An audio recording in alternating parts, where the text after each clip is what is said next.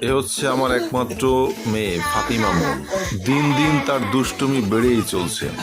পৃথিবীর সবকিছুকেই সে খেলনা মনে করে। বসার সোফা ফেলে দিয়ে সে টেবিলের উপরে উঠে নাচানাচি শুরু করে দিয়েছে। আসলে বাচ্চারা এই বয়সে এটাই করবে, এটাই হচ্ছে স্বাভাবিক। যদি কোনো বাচ্চা এই বয়সে এরকম দুষ্টামি না করে তাহলে বোঝা যাবে যে সে কোনো সমস্যার মধ্যে আছে। প্রতিটি বাচ্চা স্বাভাবিকভাবে বেড়ে উঠুক, এটাই আমাদের কামনা। আজকের শিশু আগামীর ভবিষ্যৎ। প্রতিটি শিশু আনন্দ এবং ভালোবাসার মধ্য দিয়ে বড় হবে, এটা তার জন্মগত অধিকার। কিন্তু আমাদের দেশ সহ তৃতীয় বিশ্বের বিভিন্ন দেশে দেখা যায় অনেক পথশিশু। এই পথশিশুদের দায়িত্ব সমাজ এবং রাষ্ট্রের নেওয়া উচিত। সমাজের প্রত্যেকটা বিবেকবান মানুষের উচিত তাদের পাশে দাঁড়ানো।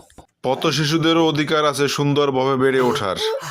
ওরা যদি আদর ভালোবাসা না পায়, একসময় ওরা অপরাধ সংঘের সাথে জড়িয়ে যাবে। তাই আসুন আমরা সবাই মিলে এই পৃথিবীটাকে সুন্দরভাবে সাজিয়ে গুছিয়ে তুলি।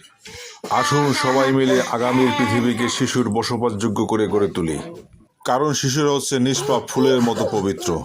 প্রতিটি শিশু হোক পৃথিবীর সম্পদ। ধন্যবাদ সবাইকে।